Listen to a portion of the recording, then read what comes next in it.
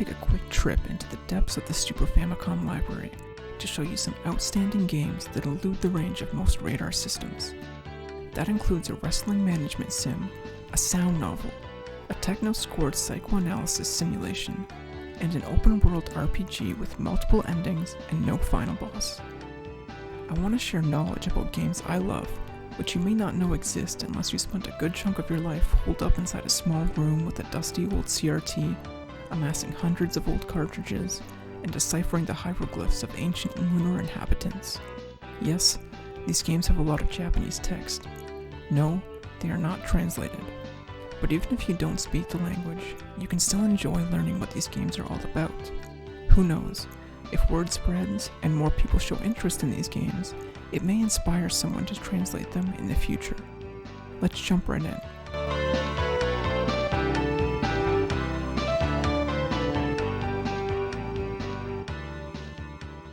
Somewhere in the space where fans of wrestling, anime babes, and management sims converge, you'll find players of one of the Super Famicom's greatest hidden gems, Super Wrestle Angels.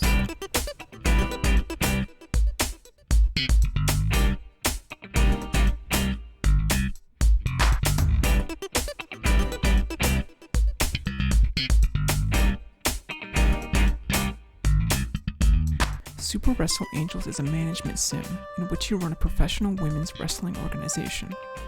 It's actually a port of Wrestle Angels 3 for the PC-98, with a few minor changes to systems and balancing.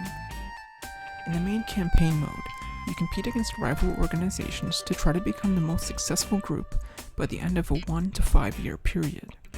Up to 3 players are supported, or you can compete against CPU groups of varying difficulty levels. Each in-game month represents one turn, and offers opportunities to take different actions, all requiring AP, action points, that are earned based on your organization's income. You will need to find and recruit wrestlers to build your roster, either by holding tryouts, which have very low AP cost but the wrestlers are newbies, or by scouting wrestlers. This has higher AP cost but the wrestlers are stronger. An interesting feature is the ability to not only scout wrestlers who are free agents or retired, but also wrestlers from competing organizations. In this way, you can steal a star wrestler from a competitor, though scouting is often unsuccessful and you can only make one attempt per month. There are a total of 38 unique wrestlers who can be recruited.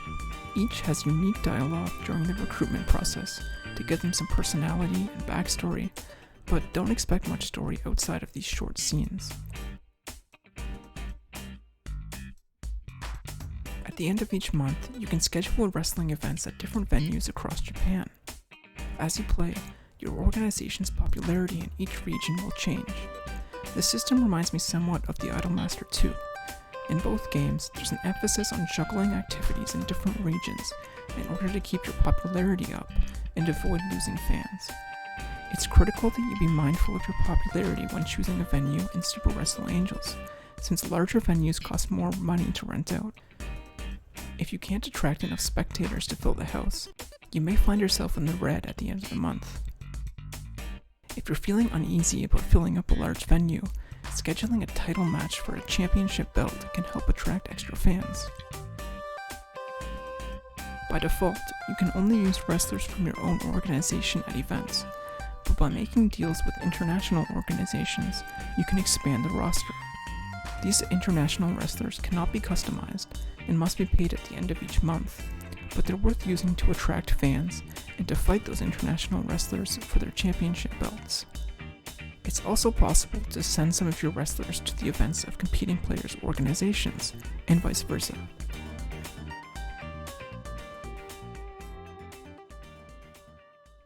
The wrestling matches themselves use a system resembling a card battle. Each turn, you select a card from your hand to play. The card has a number, indicating its strength, and a kanji character indicating its category of technique, including throws, grabs, hits, and flying techniques. Next, select a technique of the chosen category which your character can use.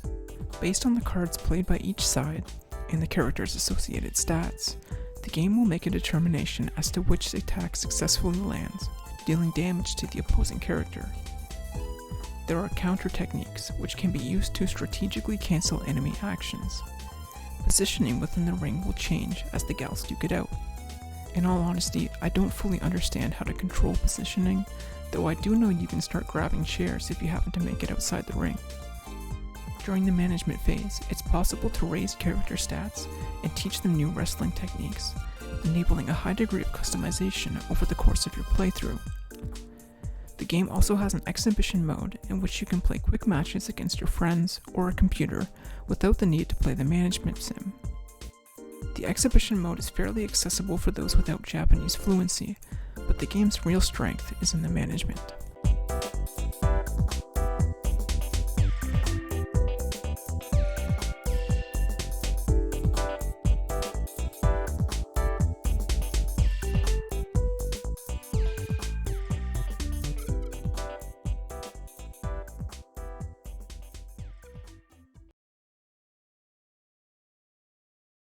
In 1995, the small but ambitious studio Pandora Box took a stab at the emerging sound novel scene on the Super Famicom, producing a game that is distinctly eccentric, memorable, horrifying, hilarious, and occasionally beautiful.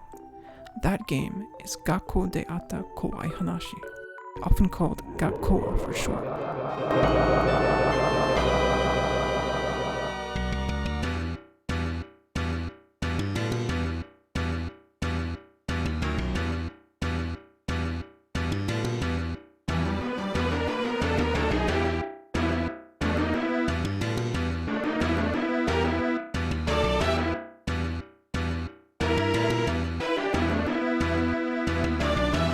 In Gakkoa, you play as Shuichi Sakagami, a first-year high school student and member of the school newspaper club. You've been tasked by Sadao Hino, the club president, to write a feature article about the 7 school mysteries. As a first-year student, you aren't familiar with the school's legends, so Hino arranges for you to meet with 7 students after school, who will each tell you a scary story. When you arrive at the meeting, you find only 6 students there. After sitting around for a while, the 7th student shows no sign of appearing, so you begin the storytelling without them. The 6 students are as follows.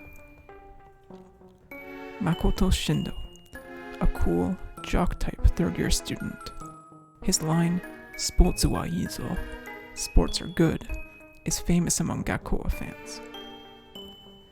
Shoji Arai, a quiet 2nd-year student who sits slightly hunched over with his eyes cast downwards.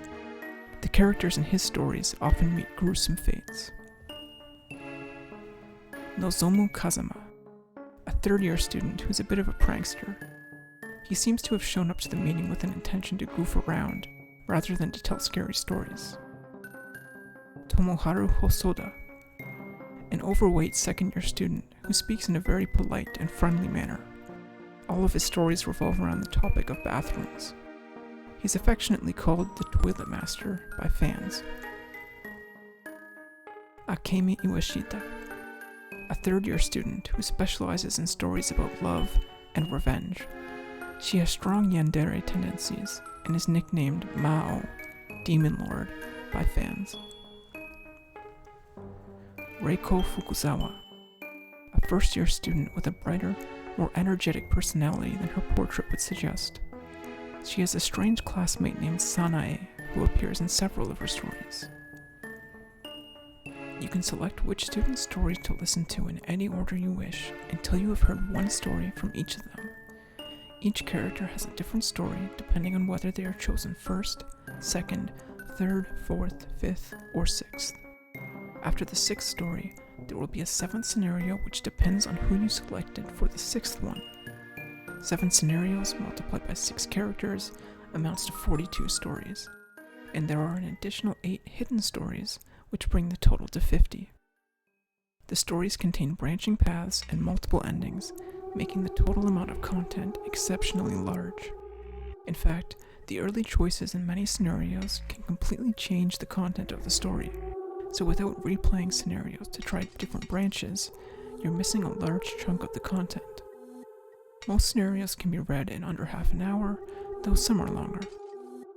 The gameplay follows the typical novel game format of reading text and selecting options that will branch the story, but this plays out in a somewhat unique way in Gakkoa, since you're listening to the stories rather than participating in them. This opens up a lot of freedom in how story paths can diverge.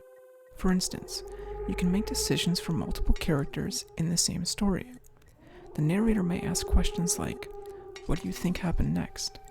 What was this character thinking at that time?" and so on, allowing you to play different roles in the story and opening more possibilities for interaction within the narrative. Furthermore, there will often be questions posed to you outside of the story, like questions about your interests and personality. Iwashita in particular asks a lot of these sort of questions. Talking to the storyteller and answering their questions feels very different from directly participating in a story, giving the game a distinct feel from other novel games. Elevating the narrative to a higher level is the characters who tell the stories. Most of the stories are not even their own experiences, but rumors and legends they've heard. Nonetheless, you indirectly learn a little bit about them with each story they tell. As you play through the game again and again, you gradually get a picture of who these people are, their personalities, backstory, and eccentricities. At the start of the game, I thought of these 6 students as little more than mediums, necessary to deliver the real content, short horror stories. However, as time went on, I came to appreciate the depth of their role. Often, the storytellers themselves are more intriguing than the stories they are telling. They can add another layer of apprehension and fear to the experience, or provide some laughs. Kazama is obviously a comic relief character, and Hosoda's overly friendly nature often clashes with the content of his stories to amusing effect. The game is nothing if not eccentric. In 1996, Gakkoa was remade for the PlayStation as Gakkou de Atta Kowai Hanashi S. This version features all 50 scenarios from the Sufami version, plus another 20 additional scenarios. An option to play as a female protagonist was added, and some scenarios are exclusive to each gender.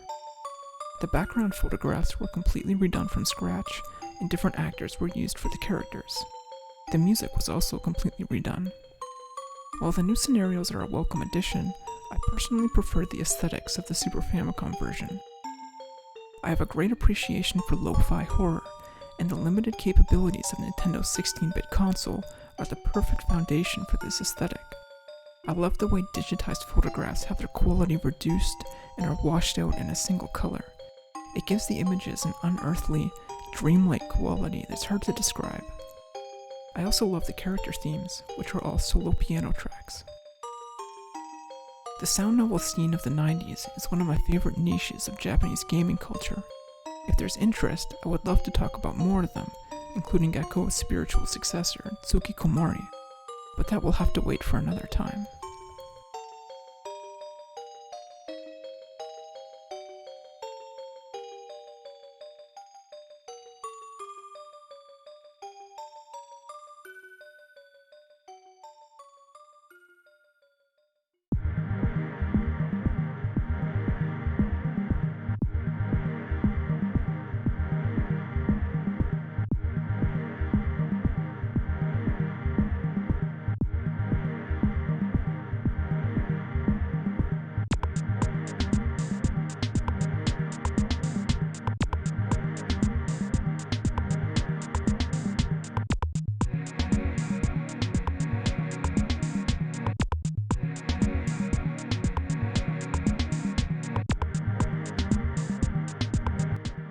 Magical Trip may be the single weirdest piece of software for the Super Famicom. Its psychedelic visuals and techno soundtrack immediately stand out from its peers, but the content of the game itself may be even more unusual. The Shinri game is a series of psychoanalysis simulations by developer Ukiyo-te and publisher Visit. The series spans more than a dozen entries across the Super Famicom, Game Boy, and PlayStation. The games are primarily text-based, with the player reading through short scenarios and selecting from multiple choice responses, from which the game will assess the player's personality and psychology. It looks like a novel game, but your choices don't actually influence the scenarios at all. They're only used for assessment. Each game in the series has a different theme. In Magical Trip, the theme is horror. Why the developers thought psychedelic patterns and techno music would be an appropriate backdrop for horror stories, I don't know. But it's this very juxtaposition that makes it so fascinating. One scenario describes a town with a famous old tree on its outskirts. Legend says that years ago, countless people hung themselves from the tree. If anyone were to cut it down, something terrible would happen to the village. Today, there's a plan to build an amusement park in town, for which the tree must be cleared. If you were mayor of the town, what would you do? Based on your response, the game will judge your method of attracting the opposite sex. It follows an irrational, dreamlike logic that perfectly fits the mood created by the soft, pulsing colors and ambient techno in the background.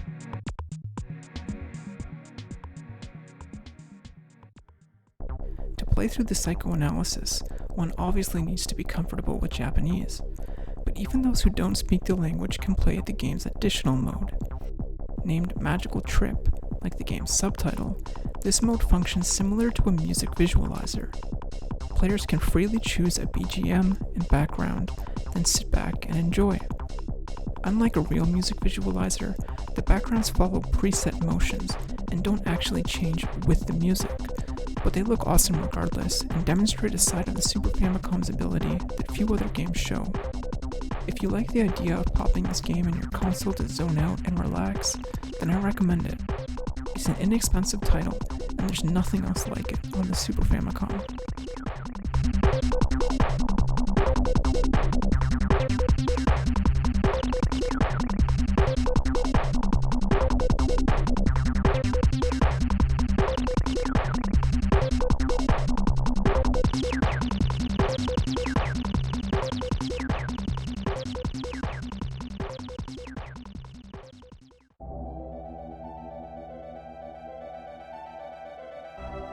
Remember Pandora Box, the studio who developed Gakkoa? In June of 1996, they released their final Super Famicom game, which was also their most ambitious. A non-linear RPG that encourages players to explore their sense of purpose and values. Traverse, Starlight, and Prairie is an experience unlike any other. Traverse begins as you watch your mother die giving birth to you, while 12 goddesses ask you philosophical and ethical questions that will determine your initial stats. Fast forward 14 years, and your father, unable to cope with the loss of his wife, which he blames on you, has become an alcoholic. After a brief opening quest, you decide to set off on a journey to find your own path in life. What follows is a highly non-linear adventure across a vast world with dozens of towns, 30 recruitable characters, and countless quests that may be undertaken in almost any order. An in-game time system keeps track of the current date and time, visible at the top of the screen, and certain events are only available at specific dates and times. Your journey lasts up to 10 years, but you may end the game earlier by selecting a marriage partner from one of many women you meet along your journey, provided their marriage requirements are met. Most quests offer choices that will alter the outcome of the quest, and may alter your stats, which are only increased through quests and cannot be raised by fighting. Quests vary widely, from typical RPG fare of slaying a dragon, to simply working a part-time job in a bar. Many are anticlimactic, with no reward or boss to fight, emphasizing the journey more than the destination, and silently asking the player to reflect on what personally gives them a sense of meaning. NPCs often tell you anecdotes about their everyday life. An old man laments that his aging body makes it difficult for him to move. A young woman expresses her love of cats.